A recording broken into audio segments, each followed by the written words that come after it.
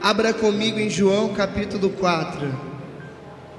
João capítulo de número 4, versículo 1. João capítulo 4, versículo 1.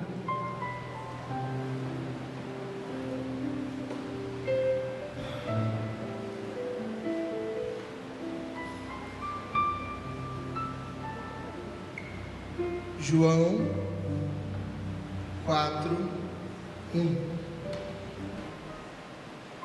Podemos? Feche os seus olhos, coloque a mão no seu coração.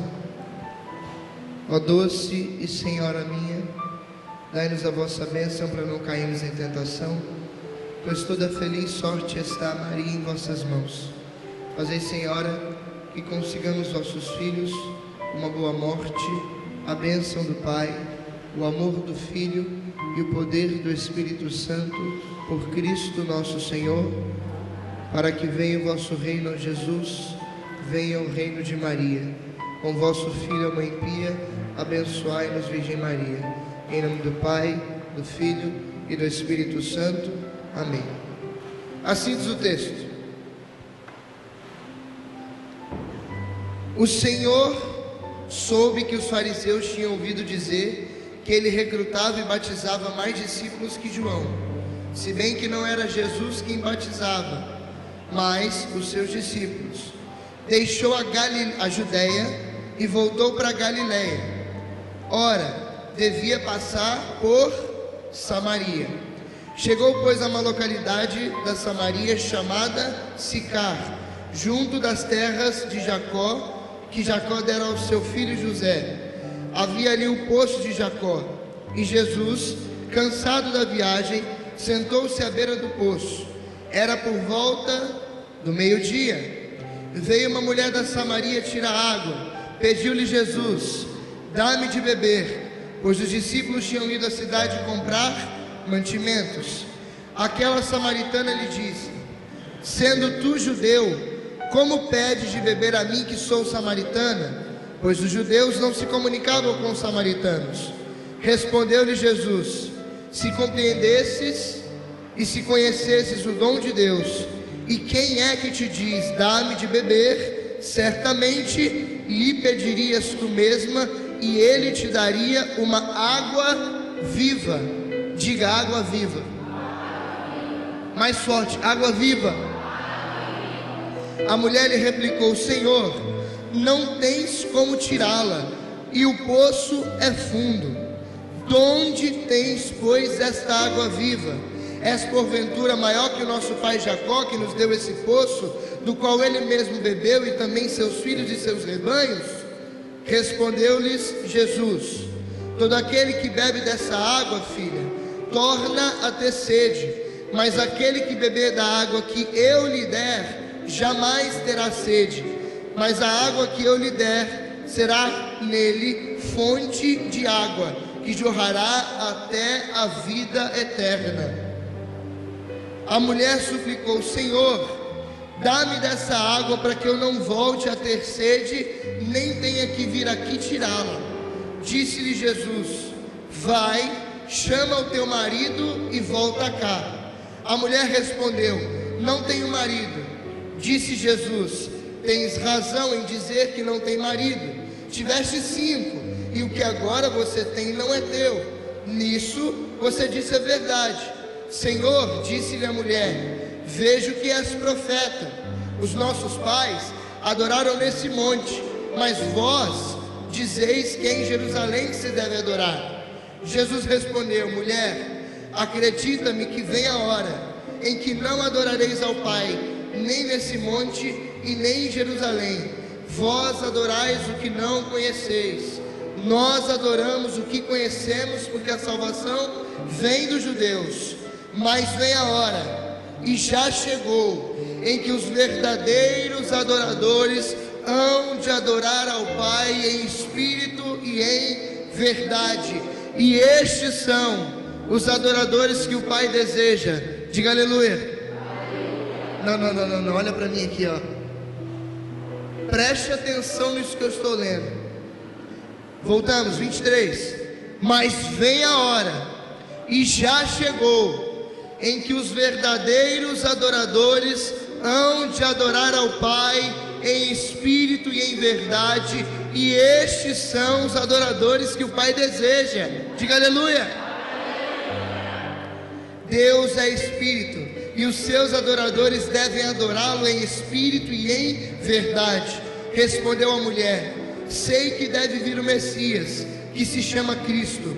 Quando, pois, vier, ele nos fará conhecer todas as coisas. Jesus olhou para ela e disse: sou eu que falo contigo. Palavra da salvação. Vamos aplaudir a palavra de Deus? Mais forte.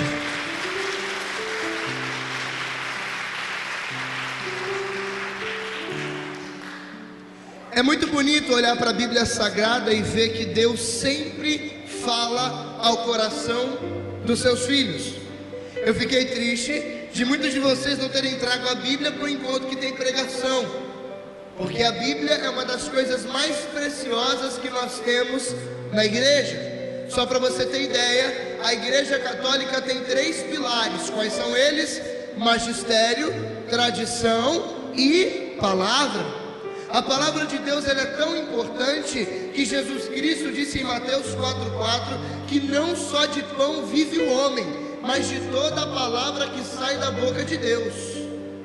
A palavra de Deus é tão importante que Santo Agostinho ele diz assim, que só se ama aquilo que se conhece. E Jesus disse em João 5,39 que as Escrituras dão testemunho dele. Então, para conhecer Jesus, a única base, podemos dizer que primária, depois da tradição do magistério, é a Sagrada Escritura. E se de fato a Sagrada Escritura é a forma mais fácil dessas fontes, a única forma de amar Jesus, conhecendo Ele, é conhecendo pela palavra de Deus. Diga para quem está do seu lado: você tinha que ter trago a palavra. Lembra que não é uma pregação monótona, você tem que abrir a sua boca. Você não trouxe a Bíblia como diz Moisés, mas a boca está aí. Abre a sua boca, diga para quem está do seu lado: você tinha que ter trago a Bíblia. A palavra de Deus ela é tão importante que eu estava lendo um livro chamado O Profeta do Reino de Maria, de um filósofo sobre o Dr. Plínio Corrêa de Oliveira, e conta que num determinado momento da igreja, onde a igreja tinha as cruzadas, quando aqueles homens que participavam das batalhas, eles iam para a Santa Missa escutar o Evangelho, quando o padre saía da sua cátedra, da cadeira do presidente, e ele ia até o ambão para proclamar a palavra, os soldados se colocavam de pé, colocavam a mão sobre a espada que estava na bainha, porque isso tinha um significado. Pergunte qual é? Que se alguém se opor ao anúncio do Evangelho, eles estariam dispostos a lutar e defender com a própria vida. Ah, meu Deus, se você tivesse entendido, você teria aplaudido. Eu vou repetir. Não aplaude não. Eu estava lendo um livro chamado O Profeta do Reino de Maria. É de um filósofo que escreve sobre o Dr. Plínio Corrêa de Oliveira. E conta nesse livro que na época das cruzadas, que a igreja tinha exército, no momento da Santa Missa, a palavra era tão importante que quando o padre saía da sua cátedra, da cadeira do presidente, e ele ia para o ambão proclamar o Evangelho, os soldados se colocavam de pé, colocavam a mão na espada que estava sobre a bainha, como um soldado preparado, porque isso tinha um significado. Pergunte qual é? Que quando o Evangelho está sendo proclamado, eles que são soldados estão preparados para defender a palavra com a própria vida.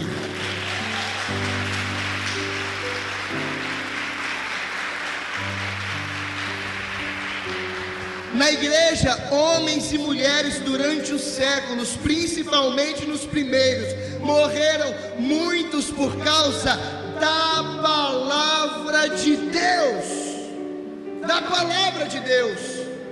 É por isso que São Jerônimo dizia que quando rezamos, falamos com Deus, mas quando nós lemos a Bíblia, é Deus que fala conosco. É a forma mais simples de Deus falar com os seus filhos, é através da palavra de Deus. Para você ter ideia, A arma, como diz Paulo, é considerada como uma espada. Efésios capítulo 6, a palavra é uma espada, gente. É uma espada, como diz Paulo, uma espada que corta e divide a alma e o espírito. Ela entra no mais profundo do coração. A espada de dois gumes, que é a palavra de Deus. Nós precisamos dar uma certa importância à Bíblia Sagrada. O tema e as pregações dos nossos grupos de orações hoje em dia, muitos deles estão deixando o principal de lado, meus irmãos. O próprio São Paulo dizia em Romanos 10:17 que a fé provém da palavra de Deus, da pregação da palavra. Olha a importância da Bíblia. E com essa pequena introdução, antes de entrar naquilo que nós vamos falar, eu quero que você fique com a carinha rosa, de vergonha, de não ter trago a palavra de Deus, e abre a boca bonita e diga para quem está do seu lado: você tem que trazer a palavra de Deus. Vamos aplaudir forte a Bíblia Sagrada, ela é linda.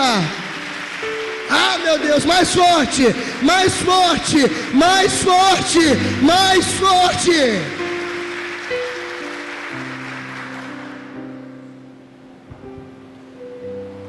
Só quero dizer mais uma coisa sobre a palavra. Quem aqui é casado? Pode abaixar. Quem aqui namora? Pode abaixar. Atenção, eu costumo dizer por onde eu vou que a Bíblia é uma carta de amor que Deus deixou para nós. Quem é casado e namora sabe.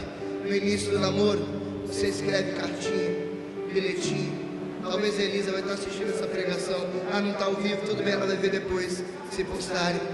A gente escreve bilhetinho, deixa guardado, bota numa caixinha, coloca cadeado para ninguém olhar. A gente guarda cada uma. Ela pode fazer um rabisco, meu irmão. Eu vou guardar com todo cuidado. Preste atenção. Um Deus deixou para nós, através da igreja, uma carta de amor para nós, e nós temos que ter com ela todo cuidado. Sabe qual é o nome dela? Sagradas Escrituras.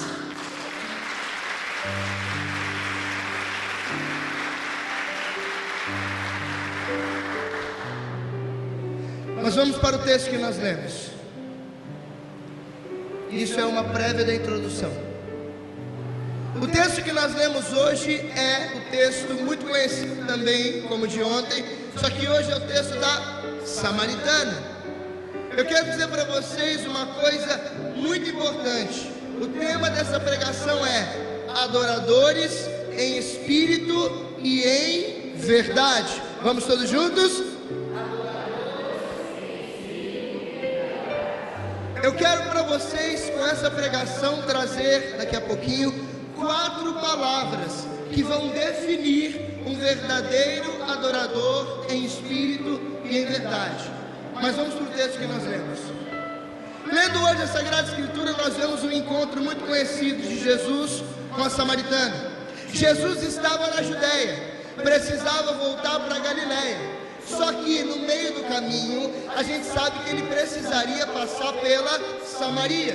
Só que a Bíblia diz, a tradição e a história nos conta, que os judeus, eles não se comunicavam com os samaritanos, porque os samaritanos eram considerados pagãos, homens que adoravam deuses estranhos. Mais de 100 tipos de deuses diferentes, adoravam o sol, a lua, bezerro, faziam para si seus próprios deuses. É por isso que a Samaria, um judeu não chega perto. Só para você ter ideia, no caminho de passa a Samaria, um judeu dá a volta alguns quilômetros para não passar dentro da cidade.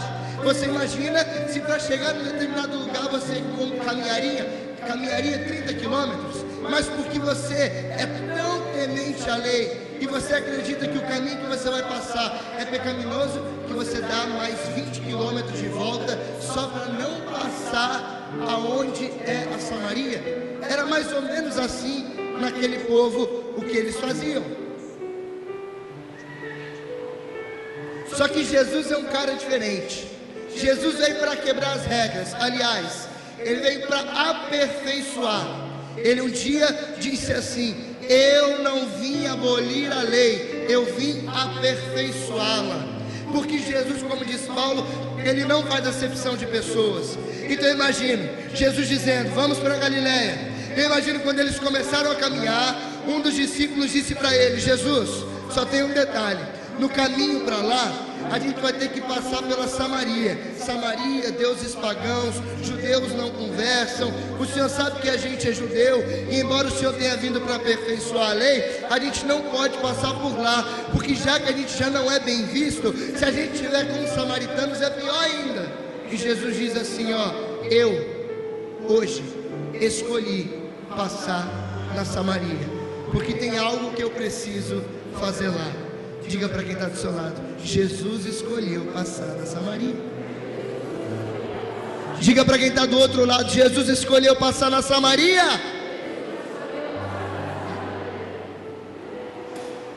No caminho para Galiléia, eles chegam à cidade de Sicar, na Samaria. E no meio do caminho, eles sentiram fome.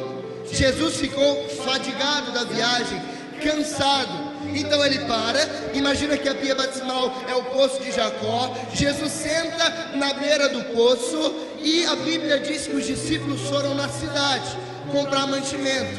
É sinônimo de que Jesus ficou sozinho.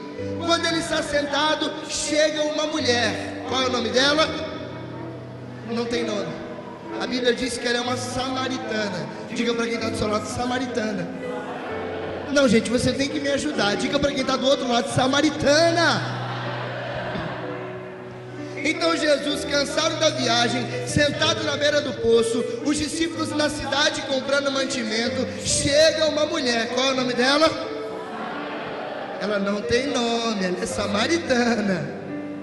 Ela é da Samaria, por isso samaritana, mas ela não tem nome. Mas vamos chamá-la de samaritana, tudo bem? Amém ou não? Amém ou não?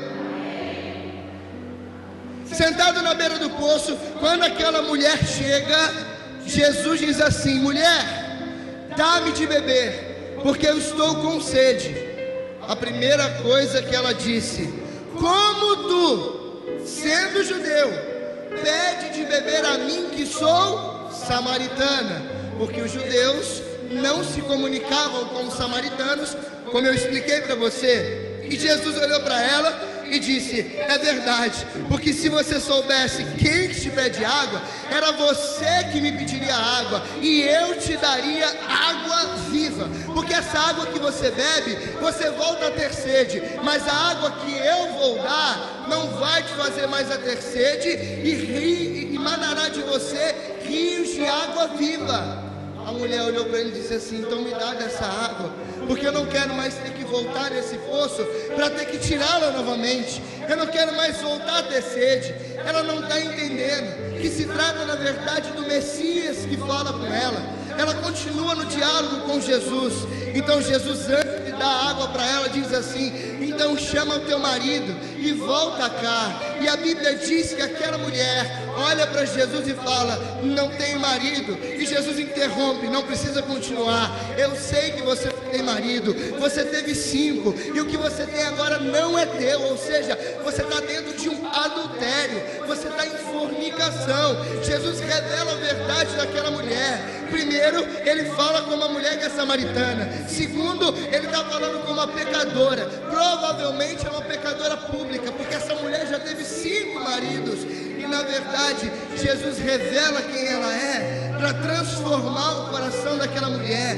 É a mesma coisa que Jesus quer fazer hoje comigo e com você no Convertei-vos. Ele quis te encontrar, ele veio até você. Você talvez era samaritana, você talvez está cheio de pecado, talvez está cheio de problemas, talvez a sua vida está de cabeça para baixo. Você tem roubado, tem mentido, tem fornicado, tem se prostituído. Jesus, ele é judeu, ele não passaria na Samaria, mas ele quis passar. Do mesmo jeito que você é pecador, ele não precisava, mas ele quis precisar. E eu quero te dizer uma coisa nessa manhã: o poço de Jacó tem outro nome, é Convertei-vos, o 8º. E Jesus veio não falar com uma mulher, ele veio falar com você, meu irmão. É com você que ele veio falar, é com você, com você, com você, com você. Aplaude, aplaude. Ele veio te encontrar, querido, ele veio te encontrar.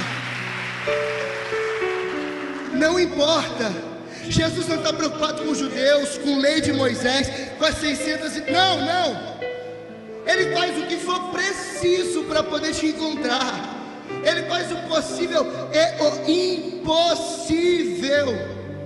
Talvez você ficou preocupado que se converteram tinha menos pessoas. Ei, querido, quem está aqui tinha que estar. A igreja no final passará por uma prova que abalará a fé de muitos crentes. Assim diz o catecismo do parágrafo 675. A igreja vai voltar a ser pequena. Tem um cardeal chamado Ives Congai que diz que a igreja vai terminar da mesma forma que começou, debaixo do fogo e derramando sangue. O Papa Bento XVI, ainda cardeal Ratzinger, ainda disse muito no seu papado que a igreja no final vai voltar a ser pequena, vai voltar a se reunir nas casas. Não importa, irmão, Jesus ele continua. Aonde 2 ou mais estiverem reunidos em meu nome, ali eu estarei. E tudo que pedires ao Pai em meu nome vos será dado. Vos será dado, irmão. Não importa se não está a igreja cheia, mas se tivesse 1 ou 2 pessoas, é isso que Deus quis, porque Deus é que escolhe os homens e as mulheres. É tudo providência, é tudo da vontade dele. E se nós estamos aqui, meu Deus, se nós estamos aqui, nós somos a samaritana, e Jesus quis encontrar comigo e com você. Comigo e com você.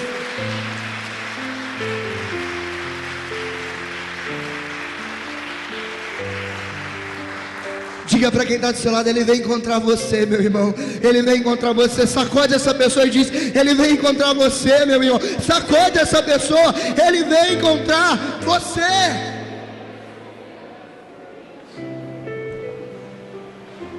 Eu separei essa pregação, como dizia, em 4 palavras que vão nos ajudar a meditar esse texto e vai trazer uma realidade para nós e nos ajudar a nos transformar em adoradores, em espírito e em verdade.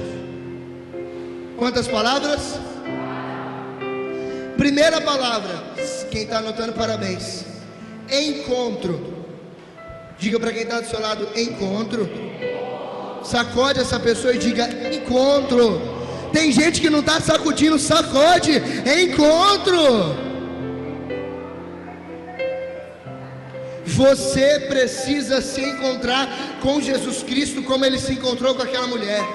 Não pensa que vir na igreja, somente ser batizado no Espírito Santo serve de alguma coisa. Não basta orar em línguas, repousar no chão, cair. Você tem que se encontrar com Jesus Cristo.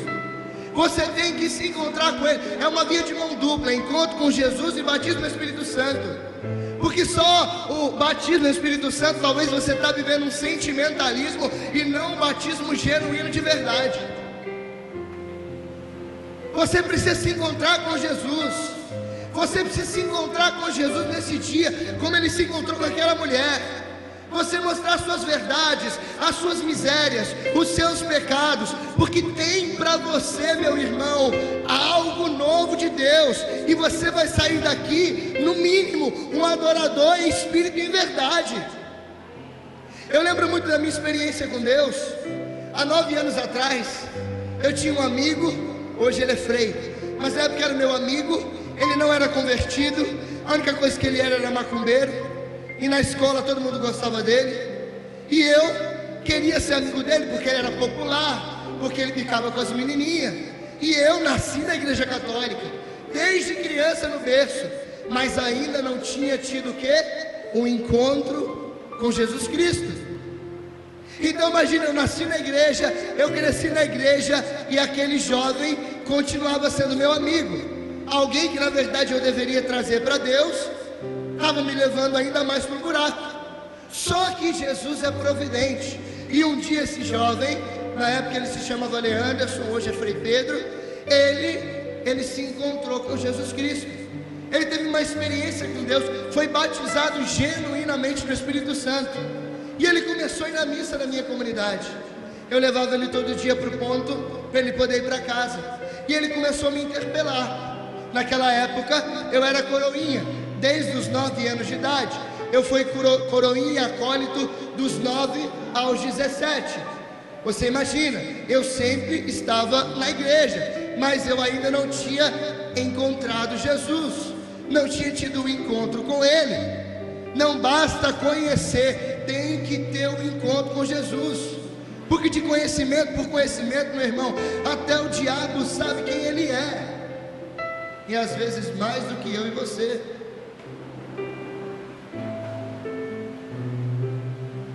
E ele começou a me interpelar, porque tinha se convertido, porque tinha encontrado Jesus, a dizer assim: nossa, Natan, você aqui no altar com essa veste branca, que significa pureza, parabéns, isso é lindo demais, mas deixa eu te dizer uma coisa, a Bíblia diz em Tiago 22, sede cumpridores da palavra e não apenas ouvintes. E eu não dava muito ouvido para ele. Um dia ele foi dormir na minha casa, eu tinha 13, 14 anos de idade.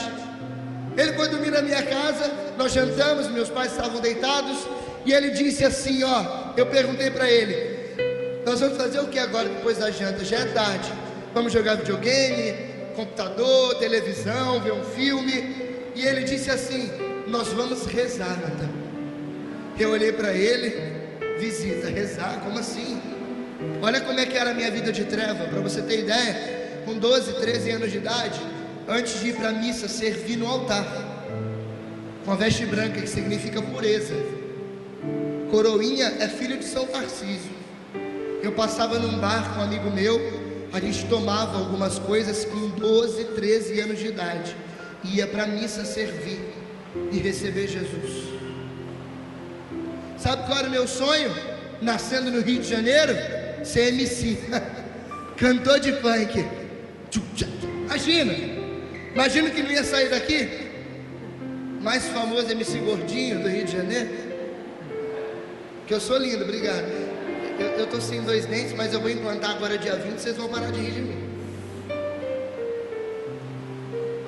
Aí ele foi na minha casa: o que vamos fazer? Vamos rezar. Aí eu: tá, né, visita, minha mãe ensinou que a gente faz o que ela quer, então vamos rezar. Aí a gente foi e começou, né? Ele pediu: você pode se ajoelhar para eu rezar por você? Eu falei: claro.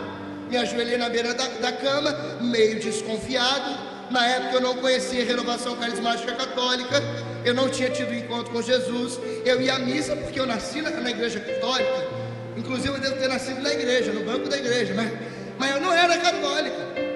Sabe o que significa? Deixa eu abrir um parênteses. Que está aqui dentro e ter o título de católico não significa que você é católico de verdade. Nossa Senhora disse em Medjugorje que 90% dos católicos que estão na igreja são ateus, porque vivem como se não acreditassem em Deus.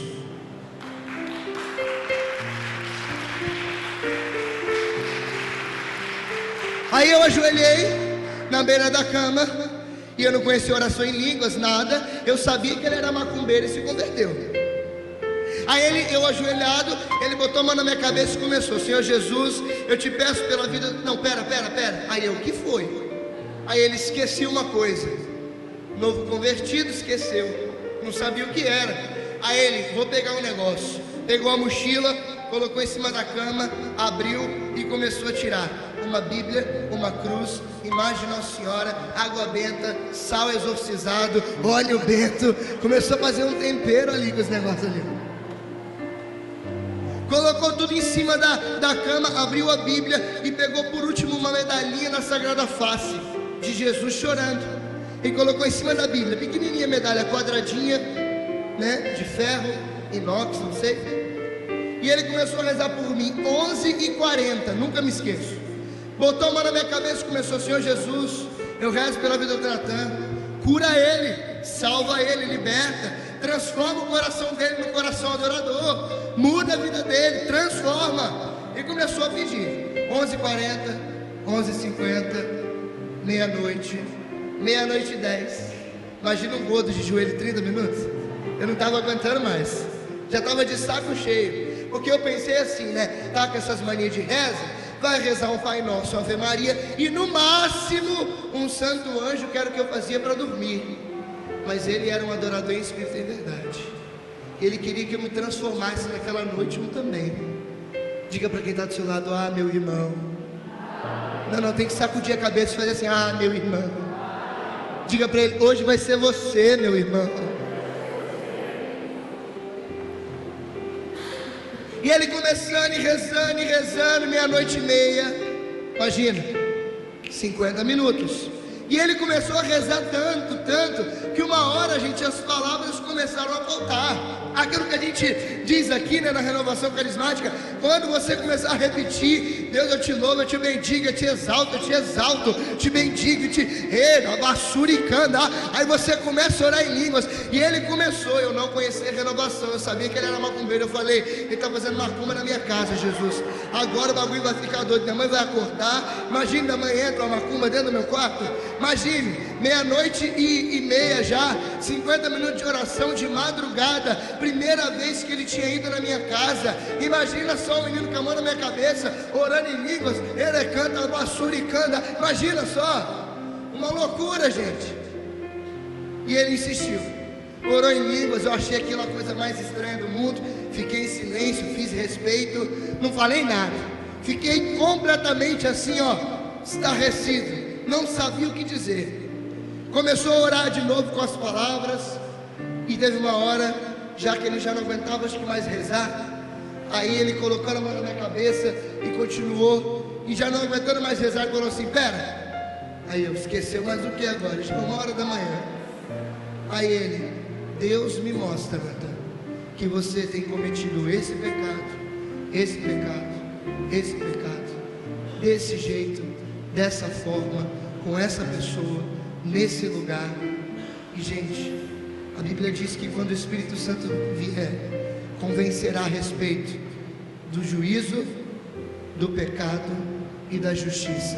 Quando o Espírito Santo veio, meu irmão, querido, ele me convenceu a respeito do pecado, porque eu comecei a chorar. Um choro compulsivo começou a vir de dentro de mim. Eu comecei a derramar lágrimas quando ele começou a dizer coisas que ninguém sabia, nem os meus pais. Eu era católico, mas eu não confessava. Então aqueles pecados estavam há anos ali dentro de mim. Imagina, eu comecei a chorar, uma profunda dor por ter ofendido a Deus, de ter traído a palavra de Deus, de ter traído Jesus, de ter ofendido o meu Criador, aquele que me criou para adoração. E eu chorava tanto, gente, mas tanto, que ele disse assim: eu choro abaixo, é quase 2h, seus pais vão acordar. E eu chorava, e ele orou em línguas, e ele rezou com palavras, a ponto de uma hora eu chorar tanto que ele disse: Natan, chega, coloca o rosto sobre a sua Bíblia. E eu de joelhos coloquei o rosto sobre a minha Bíblia, e fiquei ali pelo menos uns 30 minutos, de cabeça abaixo. Naquele momento ali, ele rezando por mim, esperando ver o que estava acontecendo, né? Ele era também, gente, um novo convertido. Eu acho que ele não tinha tido ainda muitas experiências de rezar por pessoas. E de fato não tinha, porque eu conversei com ele depois. E com a cabeça ali, ele disse: agora você pode se levantar. Eu tenho certeza que agora já eram umas 3h. Quando eu levantei a cabeça, lembra da medalhinha da Sagrada Face de Jesus chorando? Eu levantei a cabeça e olhei para aquela medalhinha. Quando eu olhei, eu tive uma visão de Jesus. Eu vi o rosto de Jesus como eu estou olhando o seu rosto aqui agora. Você pode não acreditar, não tem problema, mas eu vi. E Jesus, ele chorava muito. E Jesus, ele dizia para mim assim: meu filho, imagina Jesus chorando, ele dizendo: meu filho, eu choro pelo seu pecado. E naquele dia eu tive meu encontro com Jesus e disse para ele assim: a partir de hoje eu nunca mais quero ver o Senhor chorar pelo meu pecado. Eu costumo dizer, e é verdade, naquele dia eu me ajoelhei um MC e me levantei um pregador da palavra de Deus, um adorador em espírito e em verdade. Um adorador em espírito e em verdade. Sabe por quê, meus irmãos? Porque eu tive o meu encontro com Jesus Cristo, do mesmo jeito que ele se encontrou com a samaritana. Meu Deus, gente, Deus queria transformar ela numa dor em espírito e em verdade. É para isso que você foi criado, meu irmão, para adorar. Você foi criado para dar a Deus adoração. Você pode dizer assim: não, Natan, mas eu adoro a Deus quando Ele faz alguma coisa por mim. Eu estou devolvendo para Ele um favor que Ele fez, ou um favor. Não, meu irmão, a adoração é você dar a Deus aquilo que é dele por direito. Por direito. Ser um adorador em espírito e verdade não é privilégio, não é luxo, não, querido, é uma obrigação que nos impõe. E é claro que mesmo tendo a nossa liberdade, Deus quer de nós uma resposta, porque nós fomos criados para Ele, irmãos. Nós somos criados para Deus, e não dá para ficar adorando o mundo e as coisas do mundo. Nós temos que nos encontrar com Jesus, ser batizados no Espírito Santo, para nos transformarmos cada dia mais em adoradores em espírito e em verdade. Devolva dele, a Ele o que é dele por direito, a adoração. Estes são, disse Jesus, olha para mim, estes são os adoradores que o Pai deseja que adorem em espírito e em verdade. Diga para quem está do seu lado: Deus espera de você, irmão.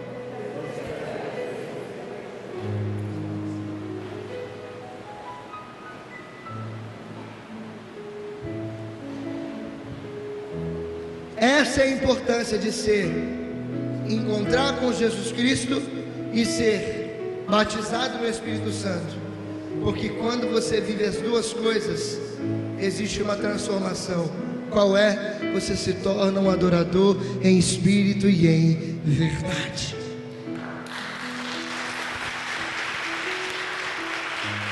Não, aplaude forte, irmão. Qual é a primeira palavra? Encontro. Todos juntos? Segunda palavra, sede. Diga para quem está do seu lado: sede. Sacode essa pessoa e diz: sede. Você não sacudiu, sacode. Sede.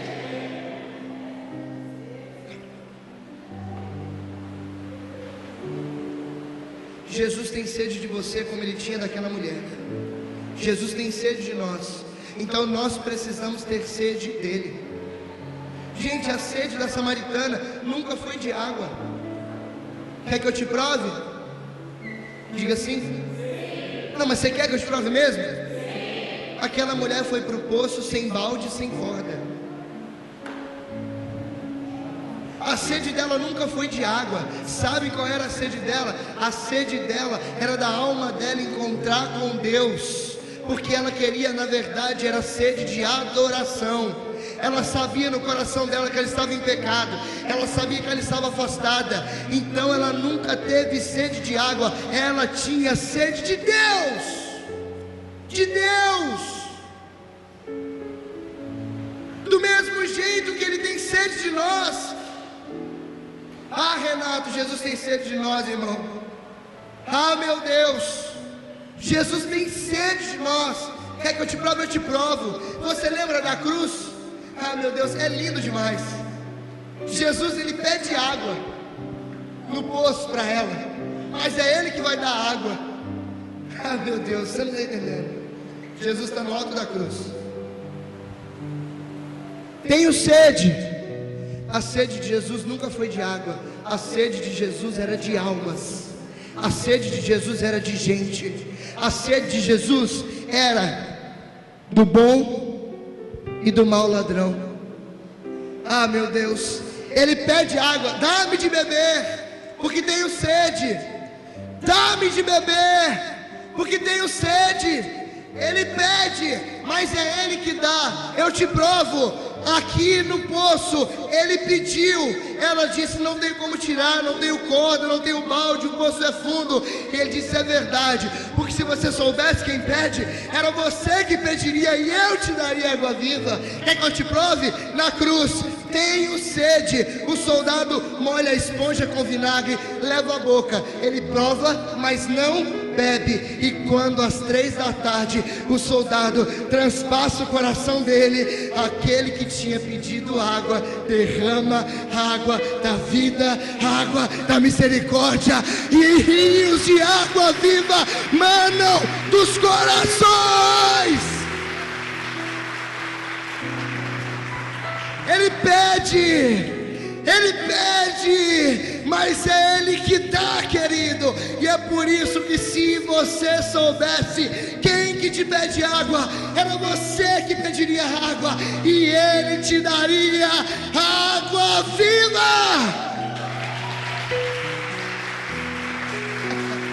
Ah, meu Deus, diga para quem está do seu lado: meu irmão, você está entendendo? Ah, não é possível não. Ah, papito, não é possível não. Meu Deus, gente, tenha sede de Deus como Ele tem sede de você. A primeira palavra era encontro. Você se encontrou com Jesus, é por isso que você veio para o 8º Convertemos. Mas agora, do mesmo jeito que Ele tem sede de você, você precisa ter sede dEle. Tem que ter sede dele agora, querido. Volta para casa e não dorme, não descansa. Ora, se coloca na presença de Deus, se debruça sobre a palavra de Deus. É a própria palavra que diz que nós temos que ter sede dele, ter sede de adoração. Amós capítulo 8, versículo 11: haverá um tempo em que enviarei sobre a terra fome e sede, mas não fome de pão e sede de água, mas fome de comer e de beber e de adorar a palavra do Senhor. Tenha sede dele, meu irmão. Ah, querido, tenha sede. Quando eu encontrei com Jesus, eu fiquei doido. No outro dia, o meu sonho, que era de ser MC, foi: eu vou ser missionário para Deus. Eu vou gastar minha vida dentro da minha vocação para levar o nome de Jesus às nações. Se passaram 9 anos. Com 7 anos começou a Convertei-vos. Esse é o 8º, e eu estou aqui em São Paulo pregando o Evangelho para você. Diga para quem está do seu lado: tenha sede, irmão. Tenha sede. A palavra da sede. Aplauda Jesus, vai.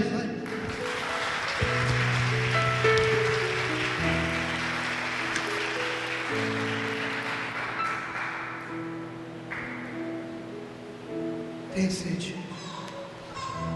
Mas sabe o que dói? É que a sede que nós deveríamos ter por Deus, nós temos hoje matado nas coisas do mundo. Aí eu quero te perguntar: aonde você tem matado a sua sede? No mundo? Nas baladas? Na bebida? No cigarro? Ei, meu filho e minha filha, escute: existe em nós, diz Santo Tomás, que é um buraco no nosso coração, que é do tamanho de Deus. Que é do tamanho de Deus. Sabe o que isso significa? Que a sede que você tem tido das coisas lá de fora, só Deus aqui dentro pode preencher. Só Deus pode preencher. Só Deus. Aonde vocês têm matado a sede de vocês? Aonde? No pecado. Ah, meu Deus, eu lembro de Elias, quando ele desafia os profetas de Baal e sobe para o Monte Carmelo. Quando ele está subindo sozinho, ele começa a dizer para Israel: ah, Israel, até quando vocês vão andar carregado pelas muletas? Se fosse eu, diria: até quando vocês vão ficar sendo idiota, matando a sede de vocês com deuses estranhos, com o mundo, com o pecado? Ou como Deus para Jeremias: até quando, Jeremias, o povo vai querer matar a sua sede em cisterna vazia? A única pessoa que pode matar a nossa sede é Jesus. A única pessoa que pode matar a nossa sede é o Senhor. Quantas pessoas matando sede, a sede de Deus. Assistindo novela, cara.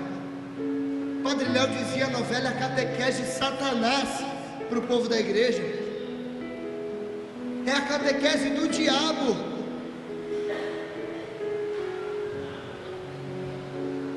Está matando a sua sede. Está ontem, eu dizia na pregação: não perca tempo. Está matando o tempo precioso que você tem para salvar sua alma pela porta estreita, como pregou o Hélio. E está matando a sede com coisa que não presta. O primeiro beijo gay foi em rede nacional, na Rede Globo. Sabe quem deu audiência? Os católicos. Ah, meu Deus! Não pode, gente.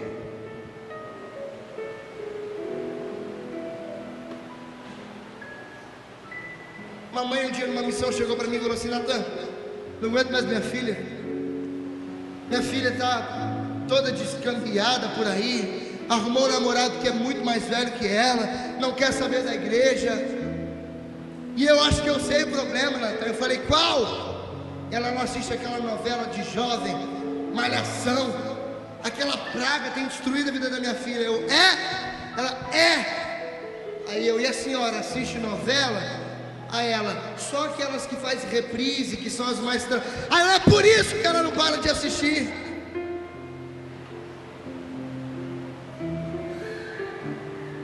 Tem que bater na filha e na senhora. Diga para quem está do seu lado: eu não estou aguentando você, cara. Abre a boca, diga: eu não estou aguentando mais você.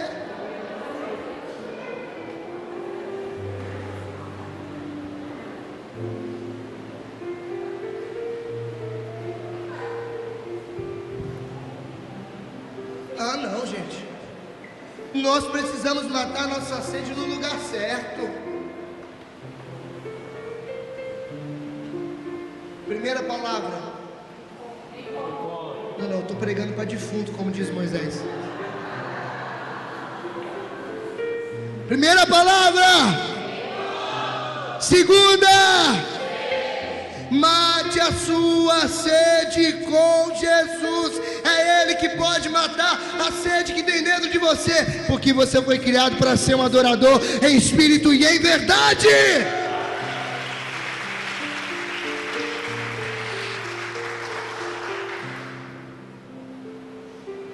Terceira palavra: verdade. Diga. Primeira palavra. Segunda palavra. Terceira. Tem gente que não abre a boca. Vocês podem me ajudar? Primeira palavra. Segunda. Terceira verdade. É o que Jesus espera de você, que você seja de verdade. Não importa se a sua verdade hoje é o seu pecado, é isso que Deus quer. Para ser um adorador em espírito e em verdade, para receber a água viva, diga aleluia. Jesus diz uma condição para a samaritana. Ela disse: dá-me dessa água, para que eu não tenha que voltar aqui e beber novamente. Diga comigo: dá-me dessa água.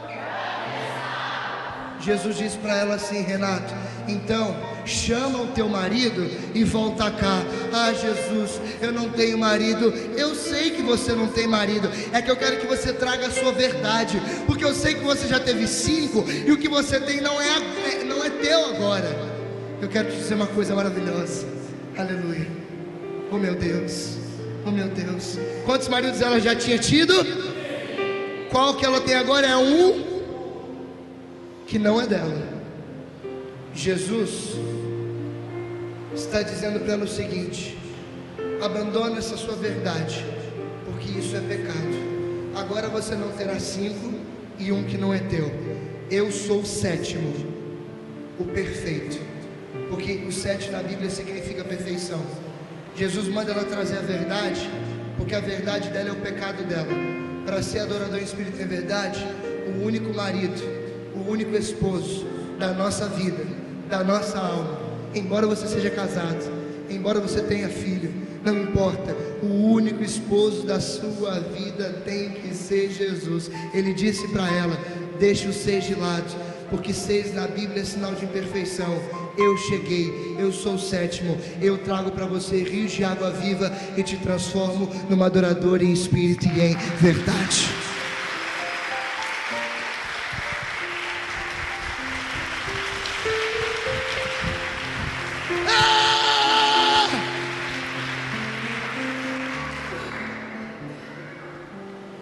Diga para quem está do seu lado: eu estou entendendo tudo, irmão.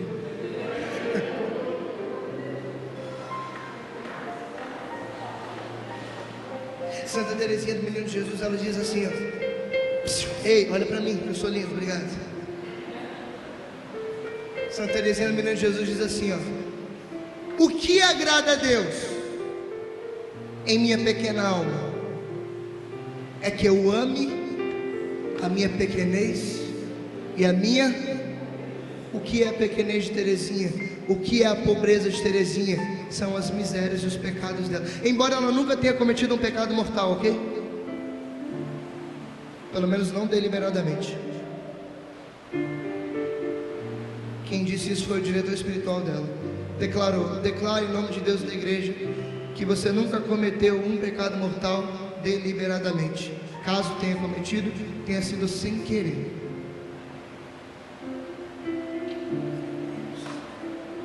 Eu amo a igreja católica.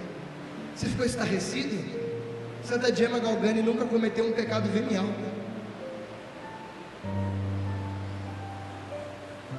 Parênteses, para quem está em casa, você posta essa pregação, né? Mesmo assim, dente, está tudo bem. Quando Santa Gemma era pequena, o pai dela vinha, pegava ela no colo e queria abraçá-la. Ela sabia que ia ser uma religiosa. Ela ficava: solta papai, solta papai. Um dia o pai dela pegou ela, rápido, ela estava distraída, deu um beijo no rosto dela. E ela ficou vermelha na hora. O pai dela soltou ela e ela apontou o dedo e falou assim: papai, nunca mais me beije assim, porque eu sou uma esposa de Jesus. Ela ficou vermelha. E o pai dela olhou para ela, homem santo, ficou constrangido, não pela repreensão da filha, mas com a santidade daquela menina. Meu Deus, gente, imagina uma criança dizer: não me beija, mamãe, porque eu quero ser beijada só por meu esposo, só por aquele que me transforma em adorador em espírito e em verdade. Fecha parênteses. Voltando, tem que trazer a nossa verdade para Deus. Não importa se você está cheio de pecados, não importa. Deus quer a sua verdade. Olha o que ele disse para a samaritana: chama o teu marido e volta cá. Não tem, eu sei, mas eu quero que você traga a sua verdade, porque só sendo de verdade é que se transforma num adorador em espírito e verdade. Porque tem muita gente por aí que acha que é adorador em espírito e verdade, mas tem adorado na carne e na mentira.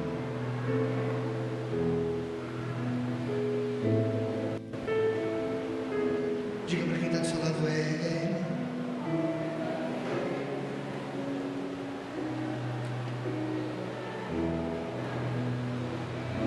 Qual é a primeira palavra?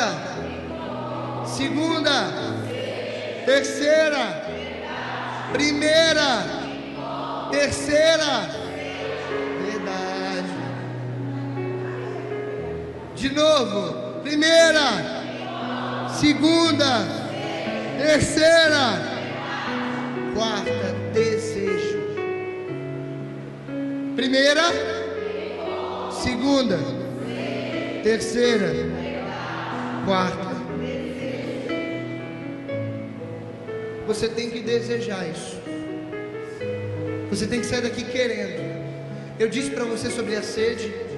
Inclusive eu estou com sede de novo. Aleluia.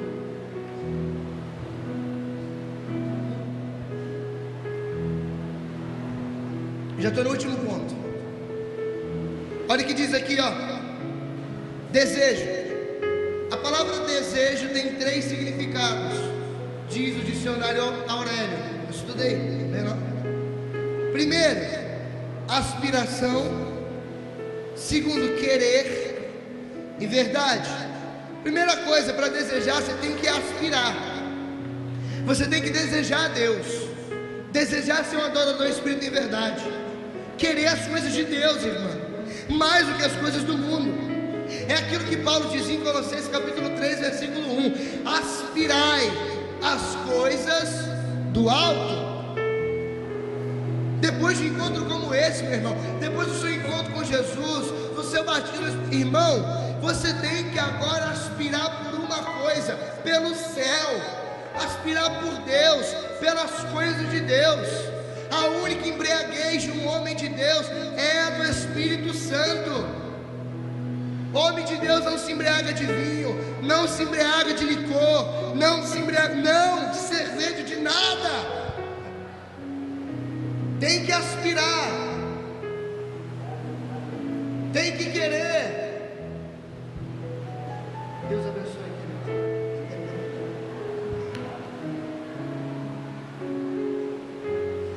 Senta aí um pouquinho. Senta aí.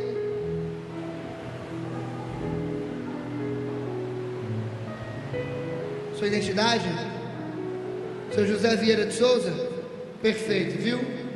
Senta aí para eu terminar de pregar. Senta aí que depois a gente conversa. Então tem que aspirar. Aspirai as coisas do alto, e não vos afeiçoeis mais com as coisas da terra. Meu irmão, aquela samaritana não queria saber mais de nada. De nada, meu irmão. Não é à toa que depois do encontro com Jesus, ela vai para a cidade dela e começa a dizer: eu encontrei o Messias, eu encontrei. Segunda, de desejo, querer. É a própria samaritana, João 4,15. Eu quero, Senhor, dá-me dessa água. É aquilo que todos os dias você pede na sua oração. Enquanto as pregações pelos convertemos afora não foi dito sobre a oração, sobre a intimidade com Deus,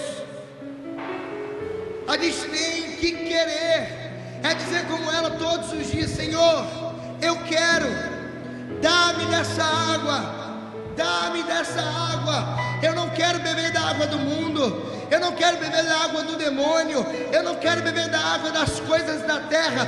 Não, eu quero beber das coisas e da água que desce do céu. As pessoas não querem mais o céu hoje. Não querem, gente.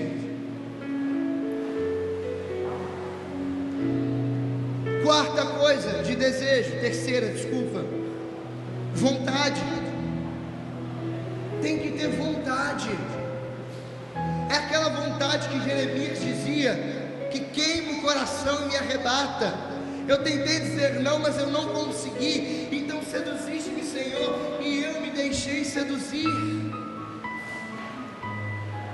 Olha isso, tem que desejar, tem que aspirar, tem que querer, tem que ter vontade.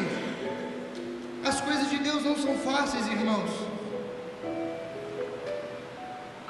Vocês estão entendendo a pregação, sim ou não? Sim. Também de desejo, sinônimo é expectativa de possuir ou alcançar algo. Ou seja, o que vai acontecer depois dessa pregação, irmão? Ah, meu Deus. Olha o que diz a palavra em 1 Coríntios 2:9.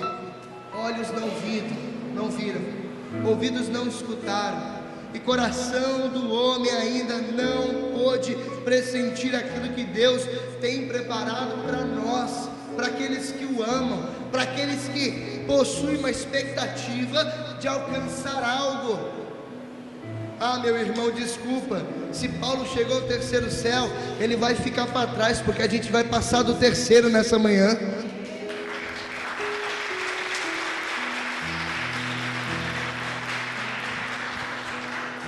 Expectativa de possuir ou alcançar algo. É isso que é um adorador em espírito em verdade. Ele sempre tem uma expectativa de ganhar algo superior de Deus. para ir crescendo, como diz Paulo, de fé em fé, ou em outras traduções, de glória em glória. E a última coisa que diz o desejo, mais um sinônimo, é instinto que impulsiona. Ou seja, gente, na verdade, no fundo, a adoração é um instinto que nos impulsiona. Mas Adão, por que eu não sou movido pelo instinto como, por exemplo, um animal? O instinto dele é mais forte do que ele. Por que não há em mim esse instinto mais forte do que eu, que me faz adorar a Deus? Por um motivo. Pergunte qual? Pergunte qual? Pecado original. Pregação do Hélio, de sexta-feira. O pecado roubou de nós aquilo que já está na nossa essência. Olha para mim, ele disse sobre o Éden, um comentário sobre o Éden. No Éden, o homem tinha contato face a face com Deus. Deus descia toda tarde, ainda que não fosse a visão beatífica na sua perfeição, era um encontro que ele tinha, um momento de intimidade. Correto? Sim. Só que pelo pecado, isso foi roubado. E esse instinto que impulsionava, agora é preciso ser alcançado com uma palavrinha: ascese. É aquilo que a gente consegue chegar no sobrenatural só rompendo com o natural. Eu vou traduzir de forma prática para você, para a gente rezar. Quando você começa a rezar, você está no natural. Diga para quem está do seu lado, preste atenção nisso agora. Primeiro abre a boca, aí diga, preste atenção nisso agora. Olha para mim. Quando você levanta os braços e começa a rezar, você está no natural. Diga, natural. Então vou perguntar de novo, você já vai saber o que é a resposta. Quando você começa a rezar, você está no quê? Só que é o seguinte, a oração continua. Foi o que eu contei da minha experiência. Ele começou a rezar no natural, a ponto de uma hora faltarem as. Só que ele insistiu. Quanto tempo ele rezou? Mais de 2 horas por mim. Imagine se eu desistisse e levantasse antes do tempo. Eu demorei muito para ser tocado por Deus. É do mesmo jeito eu e você. Para se tornar adorador em espírito e em verdade, tem que estar disposto a romper com o natural. Então é assim, ó, presta atenção para você entender o que a gente vai viver. A gente vai ter agora alguns minutinhos para rezar, porque já vai ter outra pregação. A gente vai levantar os nossos braços e não vai começar a rezar e desistir, porque você é um homem de adoração em espírito e em verdade, e o seu desejo é romper o natural para chegar no sobrenatural. Diga, sobrenatural. Então a gente começa a rezar onde? E a gente tem que se esforçar para chegar no. Então, meu irmão, na hora de rezar, se você é um adorador em espírito e verdade, você tem que se esforçar. Foi o que eu falei da palavrinha ascese. É por isso que em casa você às vezes não reza, porque você desiste antes da ascese, antes de romper o natural. Nós somos adoradores em espírito e verdade, e nessa manhã nós vamos ultrapassar, romper o natural e vamos chegar no sobrenatural, porque 1 Coríntios capítulo 3 versículo 9 diz que olhos não viram, ouvidos não ouviram, e coração algum dia pôde pressentir aquilo que Deus preparou para nós nesse dia, hoje, porque nós hoje somos adoradores em espírito e verdade. Fica de pé, vamos rezar, filho. Amém? Está preparado? Então vamos fazer um exercício. Vai ser assim, ó. Eu vou contar até 3. E no número 3, você vai, no número 3 só, você vai fechar os seus olhos e vai só abrir no final dessa oração. Alguém que tem labirintite? Quem tiver labirintite não pode ficar com o olho, pode ficar abrindo na oração. Quem não tiver tem que ficar com o olho fechado. porque tem na SESI o esforço. É difícil ficar, mas a gente vai conseguir. Amém ou não? Então diga para a pessoa que está do seu lado: me deixa, meu irmão, que agora eu vou rezar. Amém? Diga para essa pessoa, porque agora eu vou rezar. Amém, irmão? Se você quiser, sai de perto de quem você conhece, para não ficar com vergonha, que eu quero ver você bradando nessa manhã. Você não tem vergonha não? Fala baixinho na oração para você ver o que eu vou fazer com você. Não fecha agora não. É só no 3. 2. Ah, meu Deus, o céu vai descer aqui nesse lugar, irmãos. 3. Feche os seus olhos. Feche os seus olhos. Solte os seus braços. Balança o seu corpo agora. Solta o banco, filho. Tira a bolsa. Solta essa bênção desse celular aí. Esquece o mundo agora. Agora é hora de beber da graça de Deus. Se você quiser abrir os seus braços, solte a sua mão, filho. Não fique com o braço cruzado, com as mãos travadas, não. Abre os braços, levanta. Isso. Balança o seu corpo, filho. Balança o seu corpo, filho. Balança o seu corpo. Deixa o Espírito Santo tocar em você. Deixa o Espírito Santo tocar em você.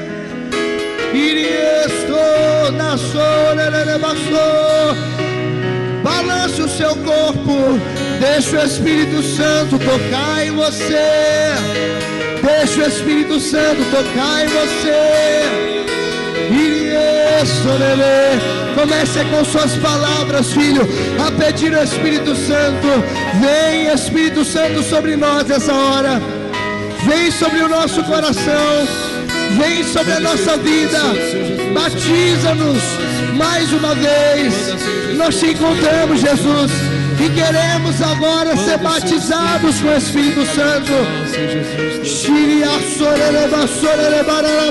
Vem, Senhor Jesus.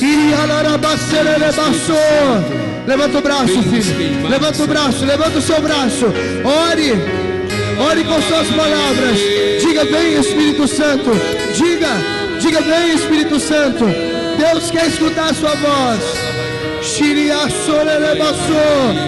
Rasgue o natural.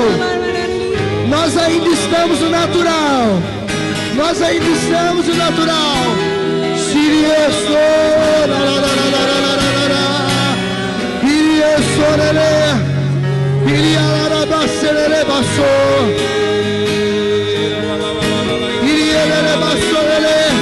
Continua rezando. Peça isso. Com suas palavras, isso.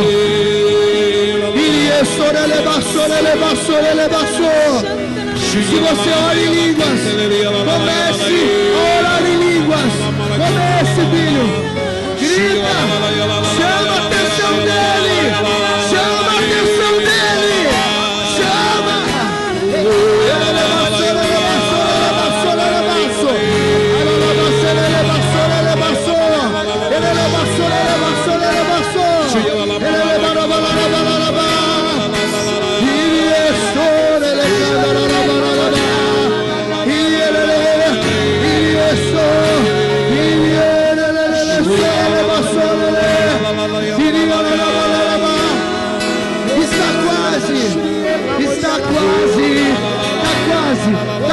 Está quase, continua. Continue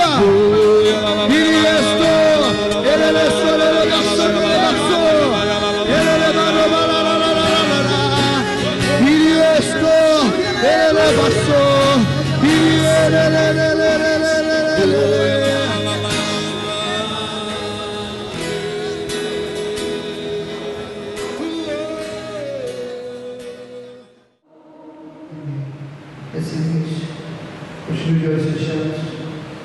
Deus está te tocando agora.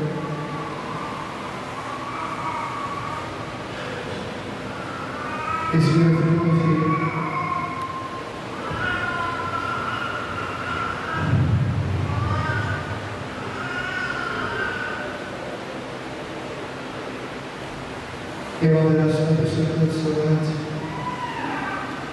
Isso.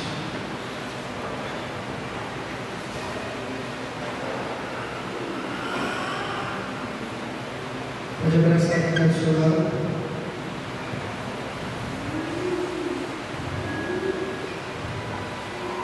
Se você pode, aplaude Jesus.